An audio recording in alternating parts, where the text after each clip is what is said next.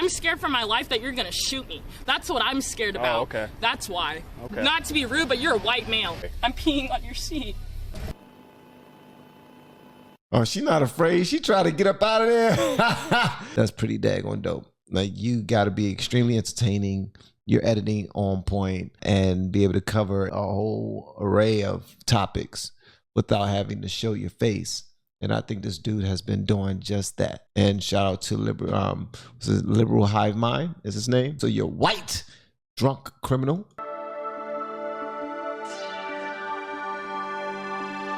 Hey guys, welcome to the Liberal Hivemind, a channel solely focused on exposing the abundant hypocrisy of the left. You know, as the left says, you should never question anything. If a woman accuses a man of inappropriate conduct... My man said the channel is solely focused on exposing the left. Why not just expose any untruths on both sides? You should believe all women and never question anything. If Democrat activists say that Black Lives Matter and that they're fighting against an oppressive apartheid police state, a white supremacist, systemically racist American system, then you should just blindly believe and blindly support them. Of course, after all, we know the standard. If you criticize Black Lives Matter, then you must think that Black lives don't matter. That, of course, is the narrative. That's the standard. But boy, oh boy, there is just so much to criticize. You know, the founders of BLM, Patrice Cancoolers, and the rest of them, enriching themselves, their families, and of course their legal consultants to the tune of millions of dollars is egregious on its own. You know, it's monetary damage that's been done to susceptible individuals who donated to the organization, but the true damage that's been done here is the societal damage. The narratives that have been created and crafted around this activist group, the false premises that have frankly poisoned the cultural conversation, that right there I think is the most destructive element, and it's something that keeps popping up in arrest videos. Is this Jeremy from the quartering? Their voices sound a little familiar. Meme of the day: liberals, anytime you have a valid criticism of Joe Biden, what about Trump? Having one of the most difficult jobs right now, if not the most difficult job, is being a police officer in America. And let me show you guys exactly what I mean by that in this absolutely viral police dash cam and body cam footage. We got some stuff to get into, so let's roll the tape. All right, folks, so narrative. I very rarely cover arrest videos, but this one in particular is just a must watch. Since you're under the age of 21, Okay. you admitted to drinking to me. Okay, you know you have to blow absolute zeros to be able to drive, right? So, I don't think, basically I said everyone in this car has drank. I did not say to you that I have drank. You literally just said that you drank. I said everyone in this car, because they wanted me to admit to you that they had drank, because they thought that you were going to breathalyze all of us. You just told me right over here that you drank at a party. Can I just go pee? Really? You can come with me. You can literally come with me. I don't care, but I really have to go to the bathroom. Okay, I mean, if you absolutely can't hold it, we can make that work, I guess. She can come with me, but I'm literally peeing my pants right now. Okay, all right, she can go with you. Just blowing this nice steady breath until it clicks. She's trying whatever she can to get away from, get out of this daggone issue that she's in. Young lady, you put yourself in this situation, baby girl. That's what happens, man. You're the age of my youngins, so I got to talk to you like my kids, and you put yourself in this. It's okay.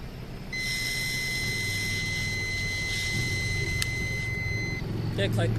You're at a 0.103. Okay. 0.103, what does that mean? Under 0.8? That means you're over the legal limit. Okay. Okay, so you do have to be placed under arrest. Possible you can come pee with me again? What's that? I don't need a female officer to watch me. I don't want to pee my pants again. Will you come with me outside? You can follow me. We're literally going to the police department. It's like a mile away. I'm peeing on your seat. Right now? Why you keep on peeing all over the daggone place? Is that what happened when you're afraid? I guess so. Baby girl just cannot hold her daggone bladder because she is in trouble with the law. She's a fugitive. She's a fugitive now. Now everything she want to do is just pee all over people.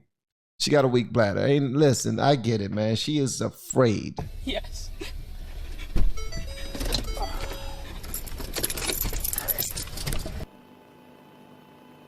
Oh, she not afraid. She tried to get up out of there.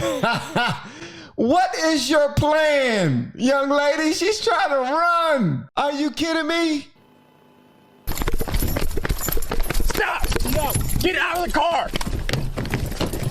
Get out of the car! Stop! Hey, 6, we got one taking off on us. He's trying to drive away. My hat. I'm really just trying to cooperate. Like, I hope you know that. I know you already looked up my file. I went to U-High. I'm a good kid. I'm not trying to play around because you tried like literally pulling me out of the car, because and I know he honestly he did not do that. He was actually being nice to you. This is another situation where he was being nice to you, and you decided to do something stupid. And when we do stupid things, we want it to be fixed by people who are going to get out there and march for us and put us on the daggone. Don't end up on a t-shirt doing dumb stuff. If you're watching this, don't do what she's doing. Every single thing that she's doing, do the opposite. All about police brutality. I'm scared for my life that you're gonna shoot me. That's what I'm scared about. Oh, okay. That's why. Okay. Not to be rude, but you're a white male. So anytime I see a white officer, I get hella scared for my life. Okay. That's the only thing that I'm ever worried about. Literally, I'm scared of white police officers. Okay, that's fine. I feel more comfortable around this 2 black officers than I do around a white officer. All right, baby girl, you're not making it any better for yourself. You're running your mouth. You're talking about why you ran and why you're peeing and why you're doing all this other stuff. Can you, all right, what about the ignorance that's spewing out of your daggone mouth? Can you explain to us why that's happening? I feel more comfortable around this 2 black officers than I do around a white officer. Okay. For sure. Well, if you gave me a concussion, you got me f***ed up, for sure.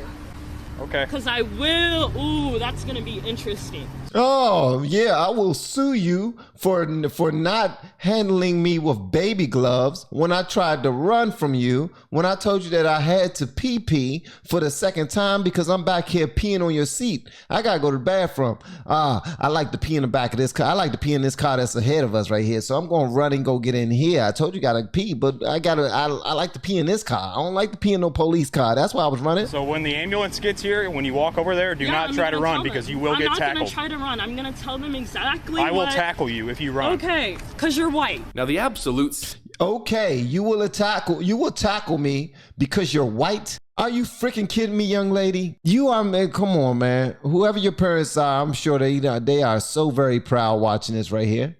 They are so very proud. Look at my baby standing up against injustice, telling the white man how she feel about him and how she feel about all white men. Yeah, daughter, tell her exactly what we've been talking about at the dinner table. Sense of entitlement. But I see this everywhere. I mean, it's near constant. I'm sure I'm like a lot of you guys, you probably have an addiction, as do I, watching police body camera videos on footage. I mean, it's really hard to take your eyes off of, and once it enters your recommended feed, once it gets into your YouTube algorithm, I mean, there's just no escaping it. They're some of the most massively viral videos on the platform. Liberal Hivemind, bro, I want to interview you, man. I want to interview you just to know what the hell you look like.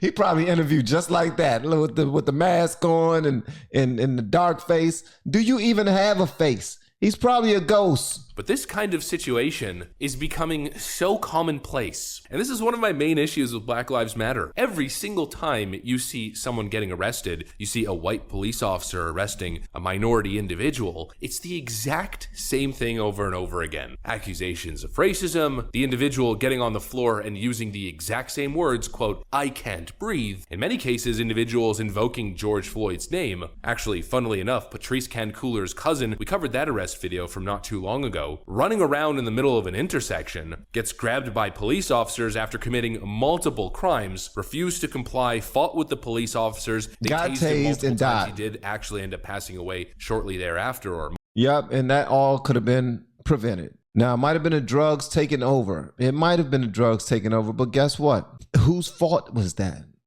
I mean, honestly. Those are things that we never consider. We never talk about. We always want other people to be held accountable and held liable for what they do. But guess what? Whenever the tables are turned and it's our people, it's someone that's near and dear to us, it's someone whom we love and we know to be a good person. They would never do anything like that. But then they do something like that and we don't hold them accountable, man.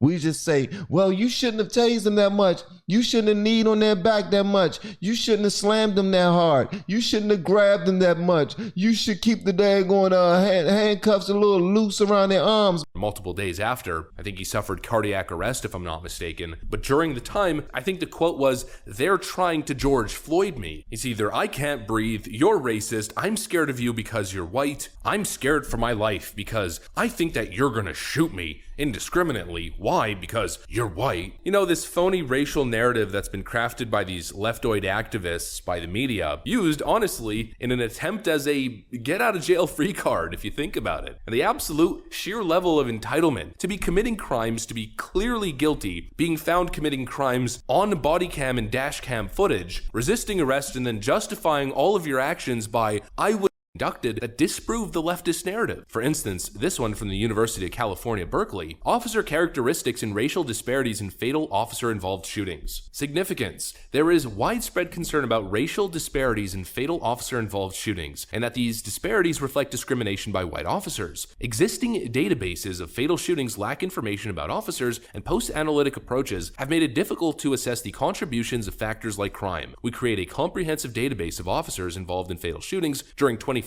and predict victim race from civilian, officer, and county characteristics. We find no evidence of anti-black or anti-Hispanic disparities across shootings, and white officers are not more likely to shoot minority civilians than non-white officers. Instead, race-specific crime strongly predicts civilian race. This suggests that increasing diversity among officers by itself is unlikely to reduce racial disparity in police shootings. Here, we're seeing that Los Angeles Mayor Bass calls to root out right-wing extremist police, signals lowering the bar for new recruits. We've already seen the results of these exact types of policies. For instance, in Memphis, with the whole Tyree Nichols situation. That's what happens when you lower your recruitment standards.